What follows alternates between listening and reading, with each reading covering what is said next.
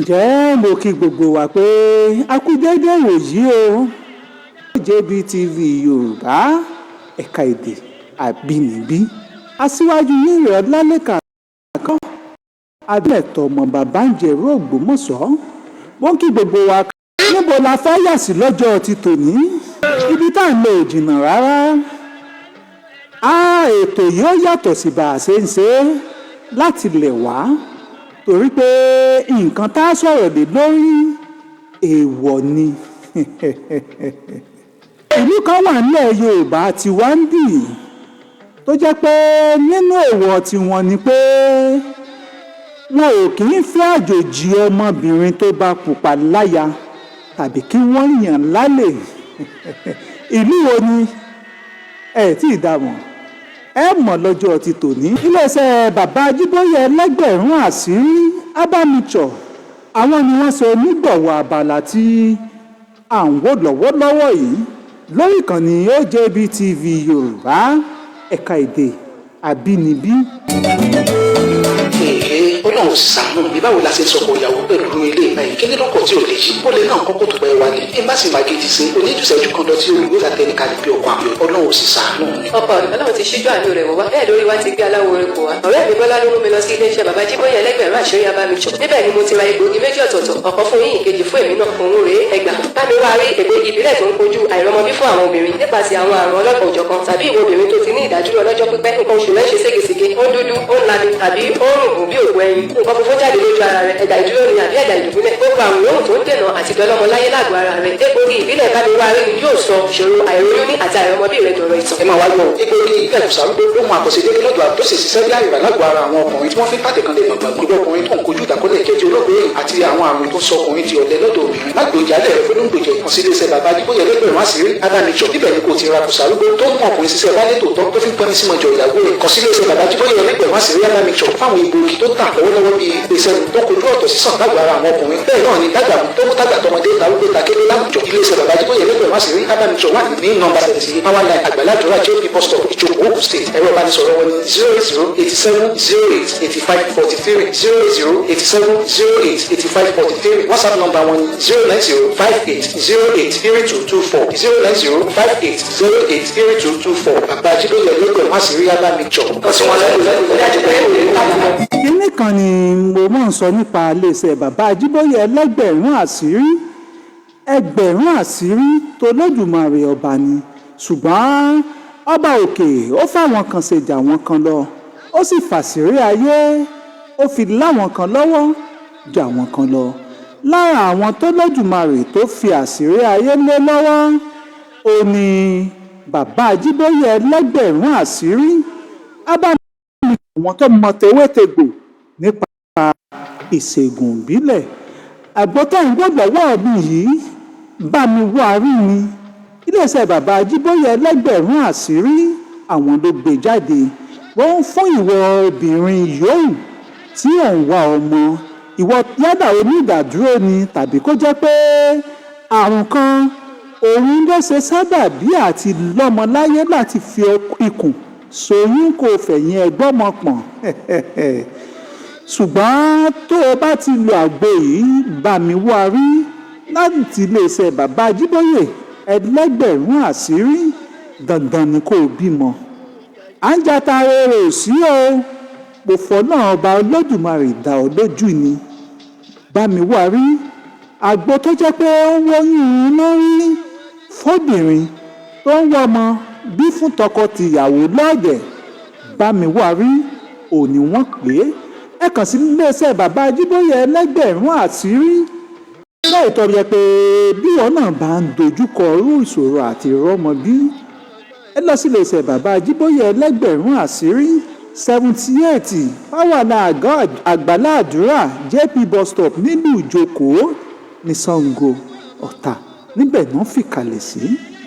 bó ń sọ fún yín pé ìlú kan wà nílẹ̀ Yorùbá wa lè tọ́jọ́ pé èèwọ̀ tí wọ́n ní ìlú ọ̀hún ó ní láti fobìnrin àjòjì tó bá jóbìnrin tó pupa láti fi ṣaya.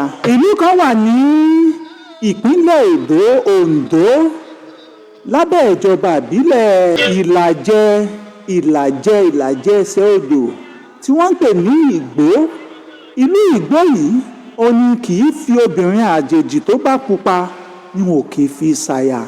ó wá ní ẹ jẹ́ ká mọ̀ nǹkan kan dájú pé ìlú tá à ń pè nílùú Ìgbó yìí ojúlówó ọmọ Yorùbá pọ́nbélé òun ni wọ́n. ṣùgbọ́n ìtàn tó di èèwọ̀ yìí ó ní ó sọ fún yín ká lè bá mọ àwọn nǹkan tí a mọ̀ nínú àwọn ìtàn ṣẹ̀dálẹ̀ Yorùbá àbáwọn nǹkan míì tó padà wá di èèwọ̀ ohun tó di òwe lára èlé táàmù wá fún yín lọ́jọ́ ti tòní o. nígbà láéláé ìtàn sọ fún wa nípa ìlú Ìgbó bí wọ́n ṣe máa digun tí wọ́n kó ìlú Ilé-Ifẹ̀ lẹ́rú, wọ́n kó oúnjẹ wọn, wọ́n kó gbogbo dúkìá wọn àti ohun àmúṣọrọ̀ wọn, wọ́n sì kó wọn lógun. kíní kan wá ní pé ọ̀nà tí wọ́n ń gbà tí wọ́n fi ń kó wọn lẹ́rú yìí, tí wọ́n fi ń kó wọn lọ́jà, kó wọn ní gbogbo nǹkan tán fi ń dẹrú ìlú Ìgbó, nǹkan kàyéfì ni fún tonílétàlejò ìlú Ilé-Ifẹ̀. ṣùgbọ́n ìṣẹ̀lẹ̀ kan wá ṣẹlẹ̀ lọ́jọ́ ọjọ́ kan, ìṣẹ̀lẹ̀ kógunjani ni. ìṣẹ̀lẹ̀ òun náà ló sọ Mọ́remí obìnrin arẹwà tórúkọ rẹ̀ ò parẹ́ nù ìwé ìtàn títí di mọ́nìgbàgbé dọjọ́ ti tòní. Mọ́remí lápètò orúkọ rẹ̀, ó sì jọmọ bíbí ìlú Ilé-Ifẹ̀. Kùrùmbá lórúkọ bàbá tó bí Mọ́remí o. apá kan ìlú Ilé-Ifẹ̀, apá kan ìlú Ọ̀fà òun ni Mọ́remí. bàbá tó bí Mọ́remí Kùrùmbá ó jẹ ìgbẹ́ lọ sóko ọdẹ. òun ló bá dẹgbẹ́ títí ló fi dé ìlú Ọ̀fà. nígbà tí wọ́n rí i pé ó ń pa àwọn lẹ́ranko nínú igbó ìwọ̀ wọn, òun náà bá mú un, ṣùgbọ́n torí pé wọ́n rí i pé akọni ni kò sí nǹkan fẹ́ fi ṣe. ó pẹ́ kánrin kése nù ìlú ọ̀hún. nígbà wáṣẹ̀ mò ń sọ fún yín yìí o. nígbà tó wá pẹ́, nígbà tí ó mọ̀ lọ, òní wọ́n bá ní bó ṣe ń lọ o káwọn bá dáná náà bá fi ọmọbìnrin kan náà fi fún un gẹ́gẹ́ bí aya tórúkọ rẹ̀ ń jẹ́ Olúǹbẹ̀. Olúǹbẹ̀ òun ló bí Mọ́remí Àjàsorò tí gbogbo wa mọ̀ lọ́jọ́ ti tòní o. bí Ọ̀fà kan náà tó wà ìpínlẹ̀ Kwara ni mò ń sọ o. torí ẹ̀ bàbá ti ń sọ ẹ jẹ́ ká mọ̀ ọ́n là á. iléeṣẹ́ bàbá Ajíbóyè ẹlẹ́gbẹ̀rún àṣírí Ademeto àwọn ni wọ́n ṣe onígbọ̀wọ́ ètò. February Abadina. If a larger life gets out rejection admitted your body, get well calculated and give it me knockout one. February Abadina. Ẹ̀wọ̀n ọkọ̀ gbogbo alágídí àrùn lágbára. Àtàbà àrà àdìròjẹ́ igi. Láyé láyé pátá òrò. Olóko dá sí. Use February Abadina twice a week or horse extra transmitted disease like urinary tract infection, staphylococcus, syphilis, irregular menstruation, vaginal discharge, human herpes virus and others. Ìmọ̀ ìjìnlẹ̀ nípa irú àti ìgbò ilẹ̀ wa ni wọ́n fi wọ́n papọ̀. Nígbà tí òògùn ajẹ́bí idán, every user is giving a testimony. Àwọn tó ti lò ń jẹ́rìí rẹ̀, wọ́n sì ń kan sára sí. Bámiwárí Abadeza. Àwọn àrùn òun tí àwọn ò lè dúró. Ibi tí Bámiwárí Abadeza bá wà, ẹ̀kọ́ sí iléeṣẹ́ bàbá Ajíbóyè ẹlẹ́gbẹ̀rún àṣírí Ademeto. Nọ́mbà 78 Power Line Àdàlá Àdúrà JB Box Store Jókòó Ògùn State. Ọ̀rọ̀ ìbánisọ̀rọ̀ wọn 08087088543. Lẹ́ẹ̀kan sí 08087088543. WhatsApp nọ́mbà wọn 090583224 090583224. Bámiwárí Abadeza ẹkùn ọkọ̀ àrùn gbogbo. mo ń sọ fún yín nípa iléeṣẹ́ bàbá Ajíbóyè ẹlẹ́gbẹ̀rún àṣírí níbi tí wọ́n ti ń fi ewé àtegbò sọ̀mọ̀ aráyé lóore. yálà ìwọ tó rí pé nǹkan funfun jáde lójú ààrẹ, kàn sí iléeṣẹ́ bàbá Ajíbóyè fẹ́gbòogi X infection remedy Mọ́remí Àjàsorò. òun là ń sọ nípa rẹ̀ lọ́jọ́ ti tòní. ṣùgbọ́n nǹkan kan ni pé Kùrùmbá ńgbà tó bí Mọ́remí, ó dàgbà sínú Ifẹ̀, ó sì mọ̀ pé ojúlówó ọmọ ìlú Ilé-Ifẹ̀ lòun. pẹ̀lú báwọn ìlú Ìgbó bí wọ́n ṣe ń kó wọn lẹ́rú nílé Ifẹ̀. Mọ́remí òun làwọn jagunjagun ìlú Ìgbó òná kó lẹ́rú mọ́ nǹkan ogun tí wọ́n wá kó lù Ilé-Ifẹ̀ lọ́jọ́ náà lọ́hùn-ún. ṣùgbọ́n Yorùbá lójú kì í rárẹwà kó mọ̀ kì í. torí ẹ̀ bí wọ́n ṣe kó Mọ́remí ọ̀bà pé gbogbo àwọn nǹkan ìkógun táwọn kó ń lè fẹ̀rẹ̀ o ni ọba ló bá rí i pé arẹwà obìnrin kan leléyìí ó pupa arẹwà obìnrin tá à ń pè ní Mọ́remí yìí ọba òkè ó ṣiṣẹ́ ẹwà sí lára lóòótọ́ àti kámú ti tẹ̀gàn kúrò ńbẹ̀ torí oríṣiríṣi ìtàn ló wà ń díẹ̀ ṣùgbọ́n ibi tí mò ń lọ lọ́jọ́ tòní ó ní ìdí táwọn ìlú Ìgbò tí wọn ò kì í fi ọmọ pupa láti fi ṣaya. lọ́rọ̀ kan ṣe ààyò láàfin ọba ìlú Onígbò ti ìlú Ìgbò Mọ́remí bá dayaba lọ́tún lọ́sì ó di tí ọba ń fi inú hàn ó di tó bá sọ gbogbo nǹkan tó ń lọ lọ́tún lọ́sì tó ń sọ fún ṣùgbọ́n lọ́jọ́ ọjọ́ kan Mọ́remí wá sọ fọ́ba pé bóò tiẹ̀ ní kí ni táwọn jagunjagun yín máa ń kó kọ́ra yìí kí lè wọ ọbẹ̀ obìnrin ṣùgbọ́n lẹ́yìn ọ̀rẹ̀yìn Mọ́remí mà sí rí àwọn jagunjagun ìlú ilé Ìgbò ó mà sí rí wọn ó mèèwọ̀ wọn òun ló bá sá láàfin ó sá láàfin ó sá padà sílùú Ilé Ifẹ̀ o níbẹ̀ ló ti tú àṣírí àwọn jagunjagun Ìgbò fún gbogbo jagunjagun ìlú Ilé Ifẹ̀ àtọba. àṣírí tí Mọ́remí tú yìí òun ló jẹ́ káwọn ará Ilé Ifẹ̀ mọ̀ pé ìkó lásán oníjúùjú táwọn jagunjagun ìlú Ìgbò fi ń jú àwọn lójú wọ́n ti múra lẹ̀ dọjọ́ táwọn jagunjagun ìlú Ìgbò tí wọ́n kún kógun wá sílùú Ilé Ifẹ̀. Mọ́remí ti jẹ́ kán mọ̀ pé ògùnṣọ̀ lásán àti ìtànná lẹ́yìn tí wọ́n fi tànná òní wọ́n fi ṣẹ́gun àwọn jagunjagun ìlú Ìgbò.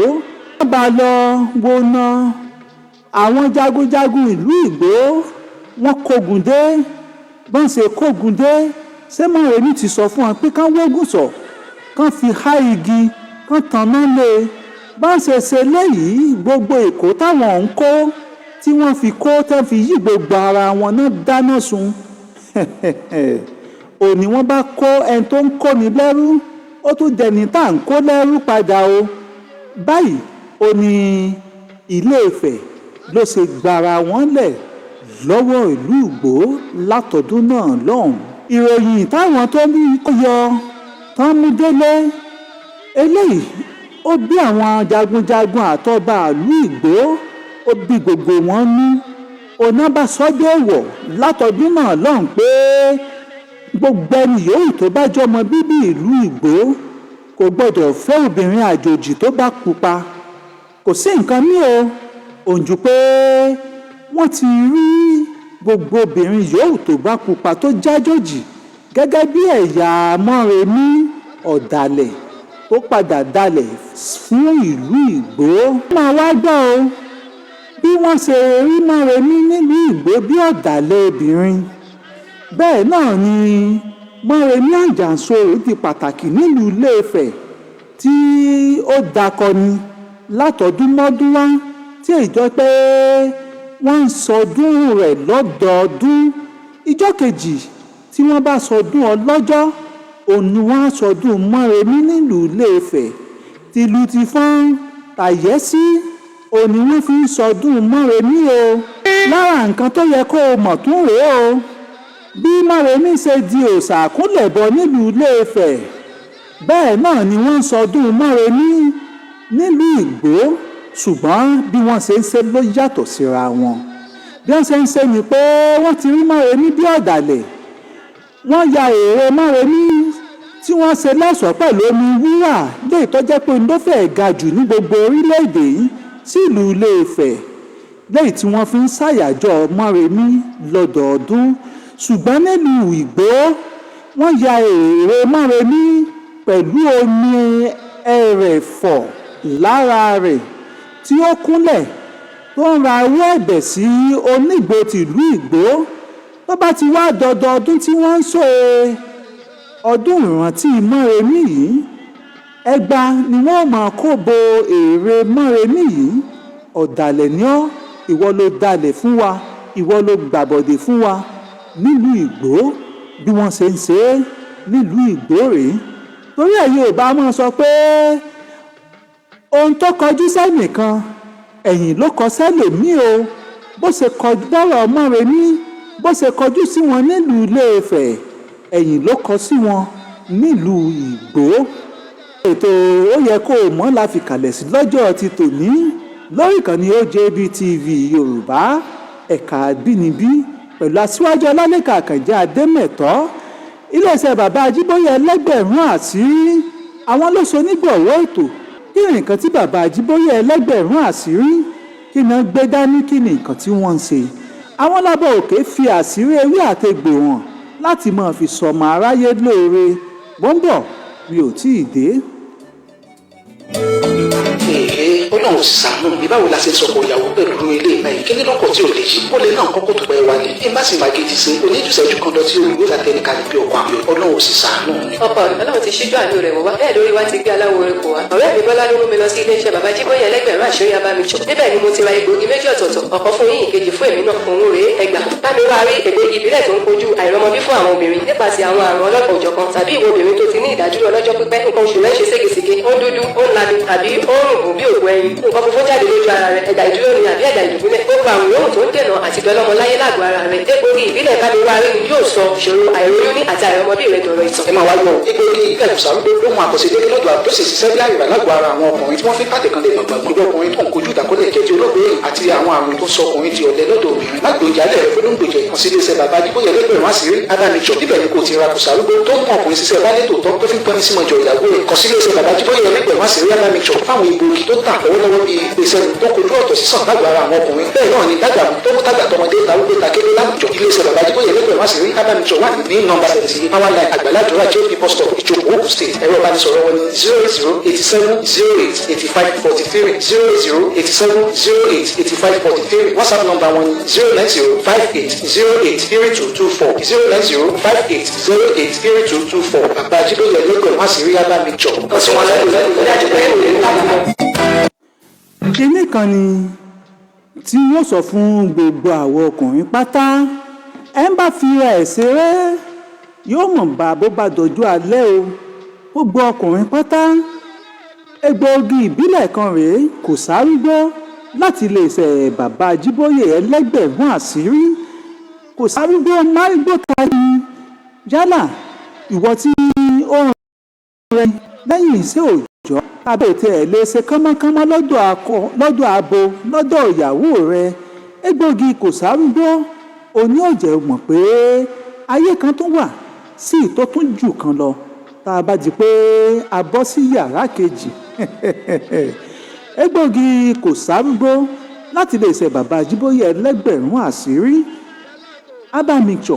Àwọn ni ọba òkè ló fi ṣe ká tọ́jú ọmọ ẹ̀dá ènìyàn ńlànà ìbílẹ̀ ló fi rán